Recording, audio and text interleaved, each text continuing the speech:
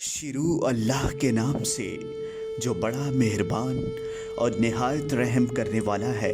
हक महर की रकम पर मालकियत का हक बीवी का है या शोहर का। दोस्तों, इस वीडियो में आगे बढ़ने से पहले अगर आप लोगों ने अभी तक हमारे YouTube चैनल औरत हब को सब्सक्राइब नहीं किया तो इस चैनल को सब्सक्राइब कर लें और साथ लगे बेल आइकन को भी प्रेस कर लें ताकि तवातुर के साथ हमारी वीडियोस आप तक पहुंच सके। हक महर की रकम पर बीवी को मालकियत का हक। कुरान मजीद में इरशाद है, ऐ ईमान वालो, तुम्हारे लिए ये हलाल नहीं कि तुम ज़बरदस्ती औरतों के वारिस बन जाओ और उन्हें इस गर्ज से ना रोक रखो कि जो माल तुमने उन्हें दिया था उसमें से कुछ ले जाओ, सिवाय इसके कि वो खुली बदकारी की मुर्तकब हों, और उनके साथ अच्छे तरीके से बर्ताव करो। फिर अगर तुम उन्हें नापसंद करते हो तो मुमकिन है कि तुम किसी चीज़ को नापसंद करो और अल्लाह इसमें बहुत सी भलाई रख दे। इस आयत मुबारका में शोहर को मना किया गया है कि अगर बीवियों के साथ उनका निबाह ना हो सके और अलहदगी हो जाए तो बीवियों से हक महर वापस ना लो।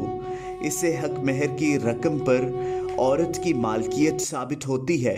अगली आयत में मज़ीद वजाहत करते हुए फरमाया, और अगर तुम एक बीवी के बदले दूसरी बीवी लेना चाहो और तुम इसे ढेरों माल दे चुके हो तब भी इसमें से कुछ वापस मत लो। क्या तुम नाहक इल्ज़ाम और सरीख गुनाह के ज़रिए वो माल वापस लेना चाहते हो?